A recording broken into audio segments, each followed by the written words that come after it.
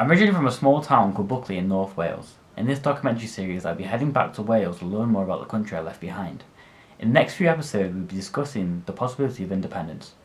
Join me in my journey to learn more about this topic. My name is Kyle Jones, and this is my Welsh adventure.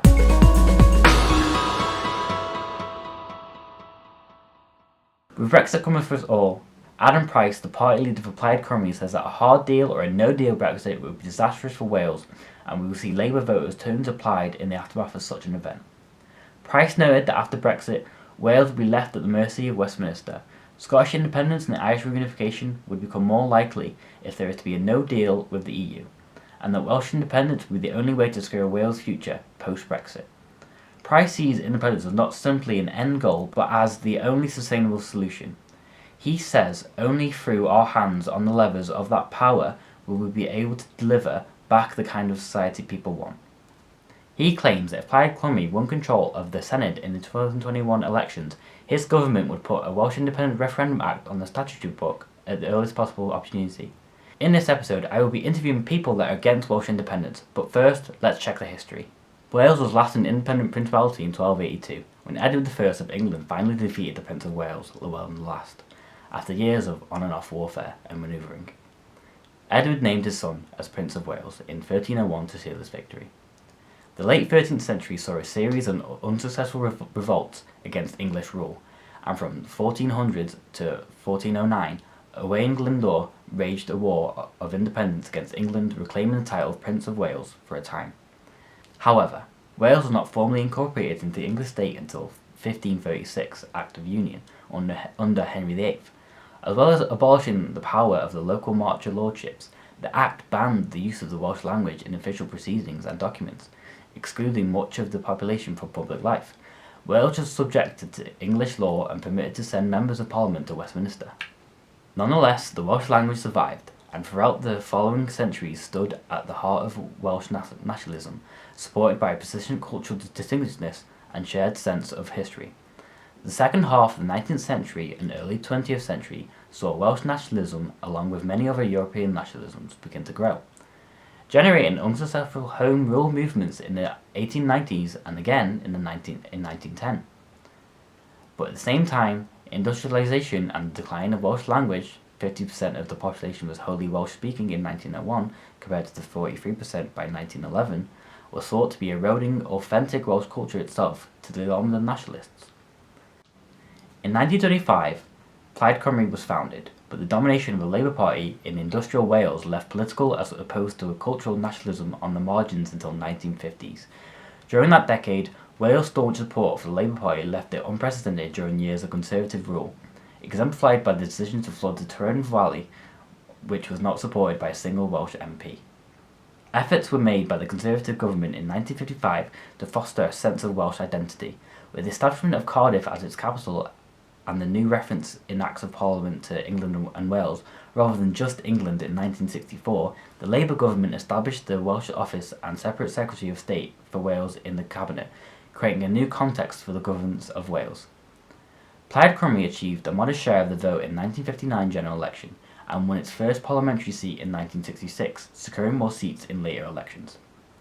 The Labour government of 1974 to 1979 promoted the cause of Welsh devolution within the UK, impressed by the German federal model and alarmed at the emerging wealth gap between London and the South East and the rest of the country. However, the 1979 referendum saw the proposed Welsh Assembly comprehensively rejected by a vote of 956,330 to 243,048. Devolution was off the agenda during the Thatcher major Conservative governments, but remained a Labour commitment that was executed shortly after the 1997 election. The September 1997 referendum produced a narrow majority in favour of the devolution of 559,419, which was 50.3%, to 552,698, which was 49.7%. The Welsh National Assembly, a body without primary lawmaking or tax-raising powers, and excluded completely from the large reserved areas of policy making kept at Westminster, was established under the Government of Wales Act 1998. Surveys regarding support for independence have yielded different results, though they often find that between 10 and 25% of Welsh people desire independence from the United Kingdom. A 2001 survey for the Institute of Welsh Affairs found that 11% of people polled favoured independence. A 2007 survey by the Institute of Welsh Politics at the University of Wales found that 12% of those questioned supported independence, down slightly from 14% in 1997.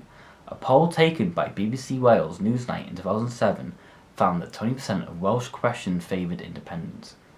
A 2006 poll taken by Wales on Sunday found the number to be as high as 52%, although the poll mostly interviewed people in North Wales and West Wales, where support for independence is strongest. A YouGov ITV Wales poll in February 2012 showed that only 10% of Wales voters would support independence, even if Scotland became independent of the British state. With 3 constituent countries, the same level of support as polls have shown the British state composing 4 constituent countries. However, a YouGov and ITV Wales poll in September 2014 showed a marked increase in support for Welsh independence, having risen to 17%. In February 2014, an ICM poll for BBC Wales found that 5% of people wanted to see an independent Wales.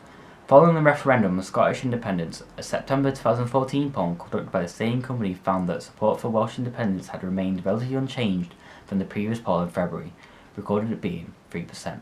The same poll found that there had been a significant increase in support for more powers for the Welsh Government.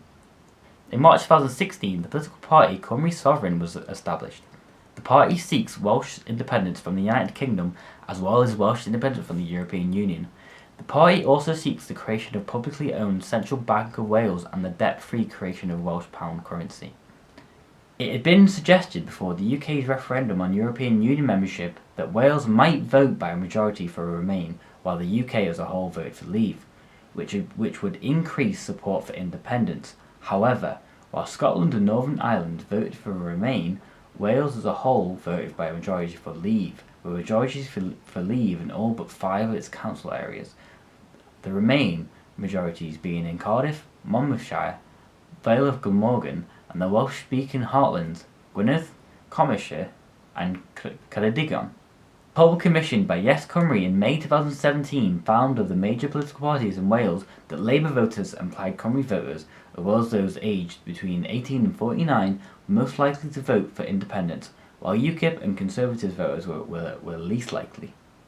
It also found that 5 out of 6 of Plaid Cymru voters favoured independence, and the Welsh speakers were 3 times more likely to favour independence. I conducted an interview with Mark Tammy, a Labour MP for the Allen and Deeside constituency. Right, first things first, thanks for giving your time to do this, to be honest. This is a big help, thank you. Right, don't worry. So have you got any questions before we start about the production? No, so all I do is sort of look at you in the box. Yeah, right, fine. Okay. Yeah. So just as a disclaimer, I don't really know much about this topic. That's why I wanted to do this documentary, because I want to learn more about this. And the questions that I'm going to be asking you today are sourced from a few people. I've done focus groups and things like that. Yeah. So just to start, just so people get to know who you are, can you just introduce yourself? I'm Mark Tammy, and I'm MP for Allen and Deeside. And how long have you been MP? I've been an MP since 2001, so that's coming up to 18 years. So. And were you born in Wales? No, I wasn't born in Wales. I was born in North London, but when I was elected in 2001, I'm someone who believes you don't necessarily have to be born in an area to represent it, but that you should live there. And I have certainly lived in my seat since 2001. My kids were educated locally, and they're at one's at Liverpool University and the other's at Manchester University at the moment. So. Oh, that's good. So do you enjoy living and working in Wales? I do. I enjoy. I think the pace of life is different, which I like. There's everything from the traffic. Although saying that, if you come along the high street in Shotton Connors Quay today, you might not necessarily agree with me about traffic and things like that. But no, I enjoy living here, and I certainly wouldn't move back or anywhere else at the moment. So. First things first, Are you for or are you against Welsh independence? I'm against Welsh independence, and my reason for that is, I'm not a fan of nationalism, full stop. Whether that's Scottish, English, Welsh, whatever nationalism. I think nationalism is about dividing people rather than bringing them together. And I think we are stronger together. That's why I was a Remainer in terms of the EU referendum, because I think we were better as part of Europe. And I think since that vote, you have seen some elements of nationalism, probably particularly English nationalism, actually, that I don't see as particularly positive.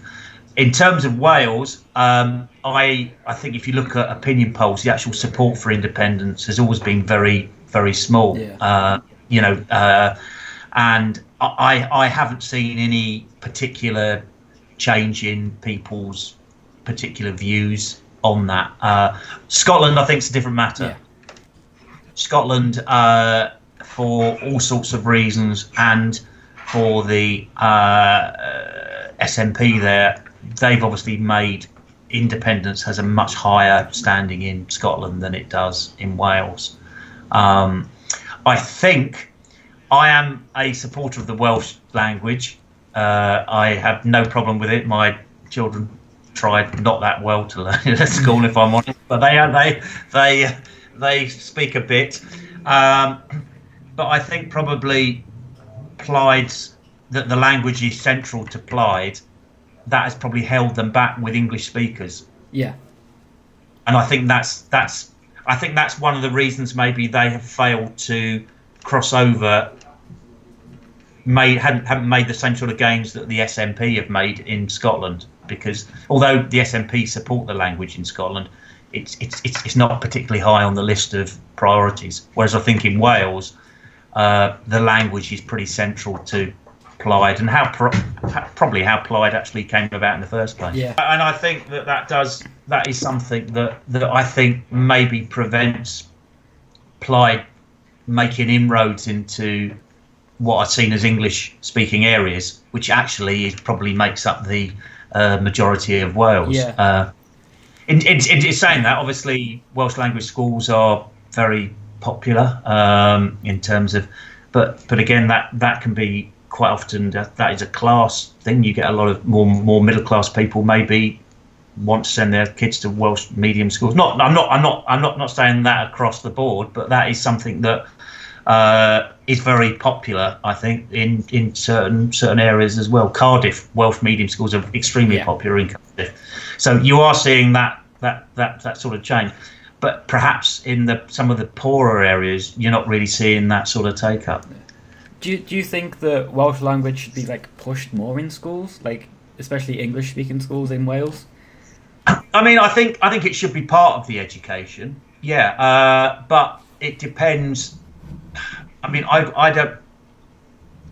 I've always seen language as not the be all and end all, and I would say that about the English language as well. I mean, if we all spoke Welsh, or it wouldn't be, to me, it's not the central reason for being the language, but it's part of our culture in Wales, part of our history. So it is important, but I think at the moment what is taught in schools, I think, is probably about right, I would say. Equally, I wouldn't say, just get rid of it altogether. But I mean, there are some. I mean, I always say that we produce documents for local authorities in English and Welsh, and most people don't even read them in English. So, there's all sorts of things where you just you think, well, there's a cost, some of the unnecessary sort of thing. But no, I think it's very important that it is taught in schools. But obviously at a certain age, as with all sorts of subjects, kids will make their mind up what they're going to do. Young people, are they going to carry on learning history or anything like that? So yeah. So you're against Welsh independence, but could you think of any positive for independence, even though you're against it? I think I do struggle to think of many. I mean, maybe some people argue that if Wales was independent, it could remain part of the EU. But we also have to remember that Wales voted overall against EU, which to be honest is as a country that has done well actually out of the EU, and those areas that voted most strongly leave were the areas that actually benefited the most, which tells you a lot. I think that people voted to leave for all sorts of reasons. Yes, and so that was that. I think I question, because of its size, that Wales really, I think it would struggle as an independent country. You think? Yeah. Yeah. Okay. I'm not saying it would be impossible.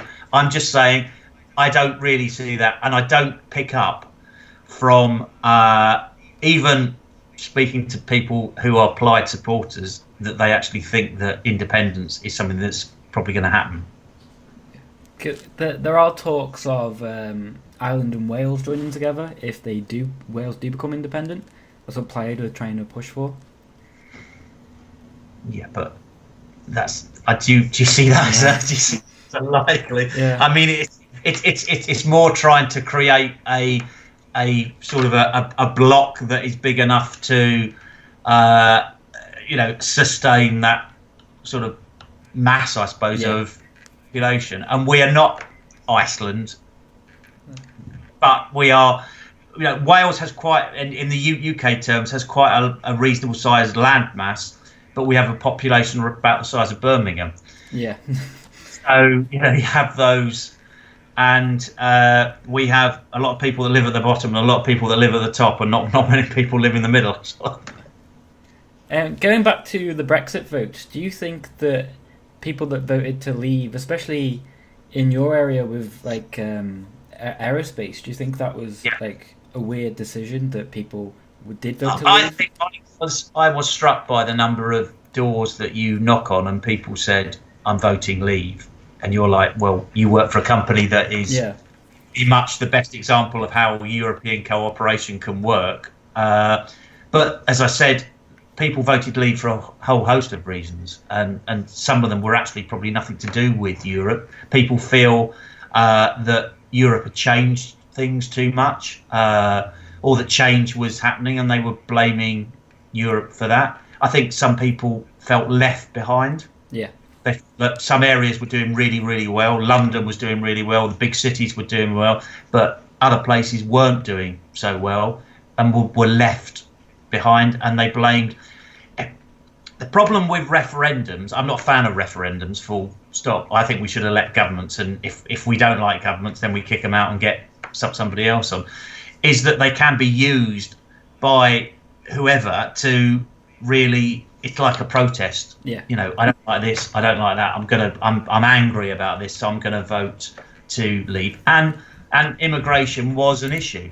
I know nobody likes necessarily talking about that, but it was an issue, and it was that a lot of people saw that there were people coming from Europe, and particularly living in areas where you hadn't had any immigration before, and changing the sort of make up the actual nature of that area. And I think that was a big issue. Do you think Brexit is making people who live in Wales want independence? Again, I don't pick that up. I think that could be a factor in Scotland. Yeah. Although again, the opinion polls don't seem to say that there's been a massive change. I thought there would be more of a change in Scotland than there's actually been. I just think that the sort of the core vote for independence in Wales is very, very small. Now, I don't know, something might dramatically happen to sort of change that, but I think we might find loads of oil in North Wales, but I don't think we will in the near future. I think the poll was 33%. I think the last one for independence for Wales. I think was it. Well, I think if you really hone down on some of those ones, then you probably get a much smaller figure than that, and get more of a sort of a 10. The 10 is a figure that constantly you might. I mean, as I said, if you look at people who vote Plaid, when you ask them the independence question, you get a much lower number, because either people do not see it as a realistic option.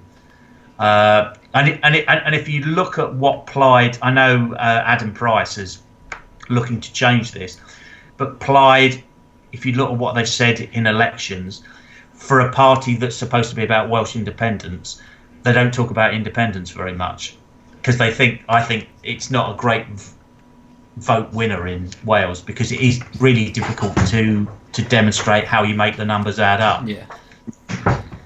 We are very small. Like you said, we're the population of Birmingham just in one country. Yeah.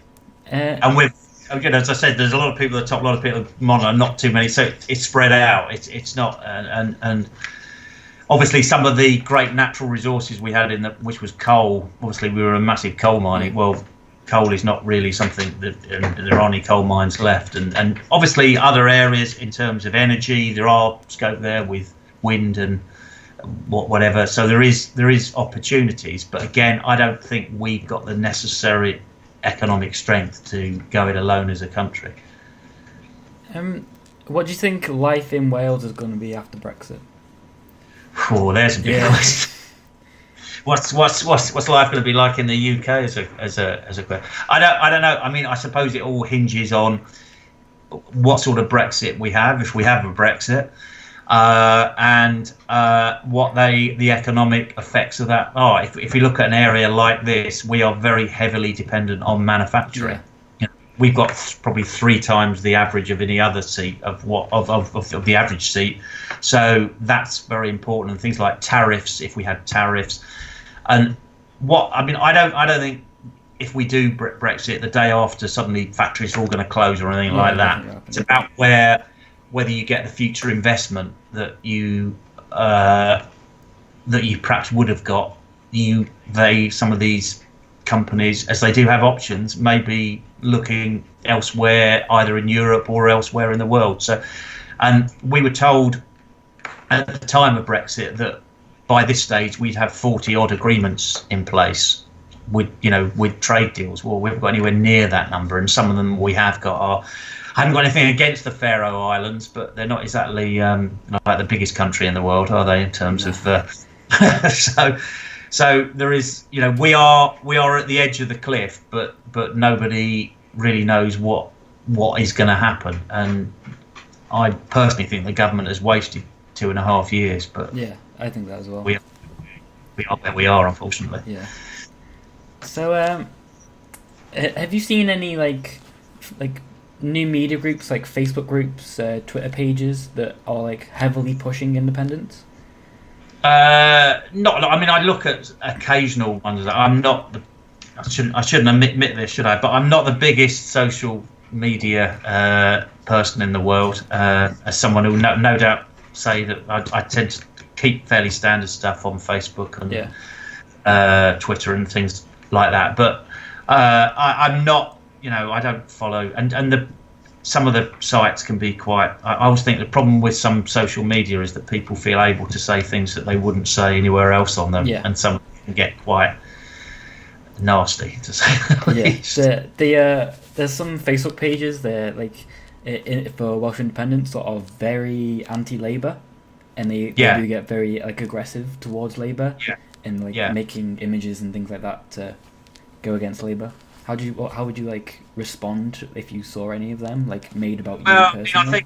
I think some of these things that people want you to respond, so it can be better sometimes not to fuel the fire. And I think years ago I criticised that there was people going around daubing stuff over English signs and stuff like that, and I said I didn't really see what that achieved, and suddenly I was enemy number one on some of the nationalist sites and things like this, and this was terrible. And but you can't let yourself be bullied by keyboard warriors, otherwise you're in a bad place, really. I also conducted an interview with Jack Carson, a Welsh student studying at the University of Chester, who wanted to share his views on the topic of independence. Were you born in Wales? Yeah, I was born in Wrexham. Did you enjoy growing up in Wales? Yeah, I obviously I was born in Wrexham, but I lived in Llangollen, and I've lived there my whole entire life. Yeah, I went to an English speaking school in Wales, but they taught Welsh as a second language, and then that progressed to high school, which I ended up doing a GCSE in Welsh as well. Do you think Welsh language should be pushed more in schools? Yes, because I mean, obviously in terms of the cultural history of Wales, England had tried to obviously suppress it and stuff like that. But I mean, there's now millions of people speaking Welsh, and Welsh should be preserved as a language, and has a right to. It's like because of its cultural history. There's no reason why it shouldn't be preserved, and more importantly, there should be a bigger push for that to happen. I mean, obviously, the government have. Well, I say it's government. I mean, obviously, Welsh government now. They've made signs to be Welsh and stuff like that. Obviously, it's been pushed by the main government as well to try and put Welsh through Wales. But there needs to be a bigger push within schools. Maybe influencing more people to take first language exams, push to push more second language in more Welsh schools, to basically preserve the language. Do you think Wales will benefit from independence? No. Now, the main reason for this is the majority of their trade comes from the UK itself as a whole. I mean, obviously, they get exports from everywhere around the world, specifically with the EU as well, and they obviously get bursaries from the EU, and I realise that Brexit can be a contentious issue in that. But in terms of modern day history, they work better with England, they trade with England. I mean, the Union as a whole works. I'd even go as far to say that I would even have the opinion of abolishing all the devolved powers, because, to be honest, separatism has just become a bigger issue with all these devolved powers. Tony Blair made the argument that bringing them in the first place, like the Welsh Assembly and the Scottish Parliament. I mean, Northern Ireland is a specific issue, so we'll leave that aside. But at least those two, in a certain context, they argued that bringing them in would lower separatism. But if anything, now you've got the SNP asking for independence. Plaid Cymru are now, even though not as many people in Wales back the idea as in terms of Scotland, they're even making the argument they should get independence now and that they'll function better. So if anything, I'd even argue that they should be abolished and that the powers should just resort with Parliament as it is, because the powers that separate between Scotland and Wales and the way that they're elected is completely, it's just not, well, in a sense, they don't work well together. Like, there's different levels of power in terms of Wales to Scotland, and I mean, if you're talking about devolved powers, you've got Northern Ireland who's got a devolved power, you've got Scotland that has a devolved power, and Wales. England don't. So basically, Welsh people have two ways of having a say, Scottish people 2 ways, Northern Ireland 2 ways, but England are left out as well. So I think it would just be an easier issue to completely remove them and to keep Wales a part of the Union. I mean, they obviously joined in the 1707 Act, like the Union Act. That joined Wales. So obviously they've been together for centuries. It's worked well for centuries. I don't see why there's a point of changing it now. Those were some interesting interviews, and I feel like I'm learning more about this topic. Join me next time where we interview Hywel Williams from Plaid Cymru and members of the public to see what they think. I've been Kyle Jones, and this is my Welsh Adventure.